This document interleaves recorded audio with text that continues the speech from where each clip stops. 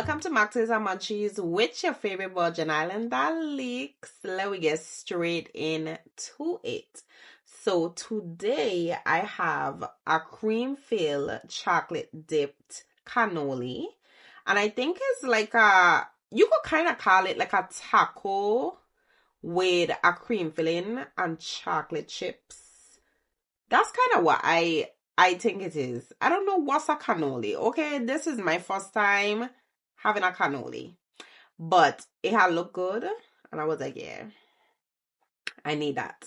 And then for my drink, it's kind of mixed up now. But I made like a tropical coconut ginger mocktail with like a blueberry syrup. But I mixed it together, so now it turned green. But it was yellow at first. It had looked really, really cute. I don't know what happened. But let me taste the drink. Let me taste the drink.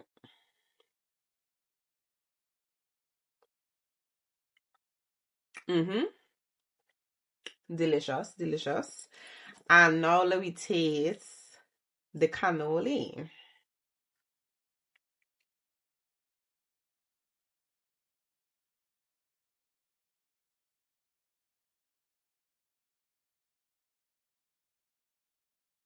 Okay. I like the cream filling. It's literally like you know those wafers? Those wafer cones? That's the texture that on the outside. And I love that cream filling with a little chocolate. Delicious. Let me get straight into it. Anybody else feel lately that like it have too many things happening at once? Am I the only person that feels like that? It's like you wake up every day and something bad is happening. Or multiple bad things are happening in one day. Why is it like that? I don't know. This must be the ending of times. Okay? End of times. This must be the end of times. I can't even talk properly. That's how messed up things are in the world that we live in. Today we're going to talk about Ashlee Jenae. She was born on April 5th and she just made 31 years old. She was celebrating her birthday in Tanzania with her boyfriend, who proposed to her while in Tanzania, and she passed away. She was like a lifestyle content creator, influencer, whatever it is I want to call her, and very beautiful girl, okay? To me, based on her social media, it seemed like she was enjoying life, living her life to the fullest, and, you know, just being a girl. Her fiance proposed to her in Tanzania on one of those like safari excursions. So I could just imagine that she was high off life. Like, I could just imagine her being so happy. And it's so sad that this tragic story has come out about her. So according to reports, the couple was staying in like a luxury resort in Zanzibar, and there were reports of a lot of arguments happening, and the hotel staff actually had to separate the two. Allegedly, her fiance is a frequent visitor of Zanzibar. He likes to talk to women, and apparently he was cheating, and that's why they were getting into arguments. Like I said, the hotel staff separated the two, due to all the arguments that they were having, and they were supposed to come back and check on Ashlee. When they came back to check on Ashlee, the room was dark. They ended up finding her in a closet with a belt around her neck hanging. So when this news broke out, of course it came out that she committed suicide. Now, you already know how I feel about my people when it comes to stories like these with the first thing they say is, oh, this person commits suicide. I'm not one to just automatically believe that that's what Black people do. I'm sorry. That's just my opinion, okay? I don't think realistically like that's the first thing people like me, who look like me, who have this melanin in their skin like me, I really don't feel like that's the first thing we would do. You guys would have to come out with an autopsy report for me to be like, okay, yeah, I understand this is what this person do. But for me to just believe that she committed suicide, nah. No. First of all, her fiance, who I would assume loved her, was not even the one to inform her parents that she passed away. It was a staff of the hotel that informed her parents, okay? And according to her parents, they were talking to her while she was down there. They had no gut feeling or even a bad feeling that something was wrong to where she would want to harm herself. Everything was normal. Everything was cool. Like I said, I'm pretty sure this girl was high off of life. She's on her birthday trip in the motherland, okay? With her boyfriend who just now proposed. She's now a fiance. Why are all of these, like, if I was to use those as context clues, why would I think that she would want to harm herself? You know what I mean? Like, it's very questionable. Am I wrong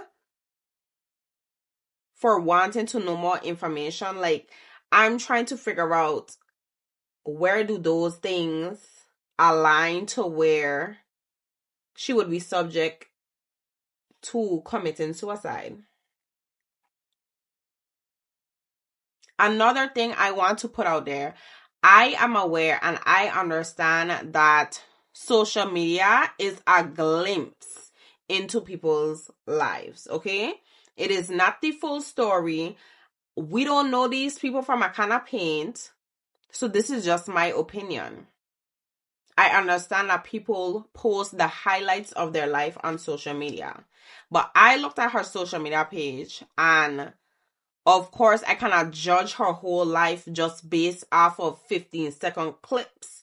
But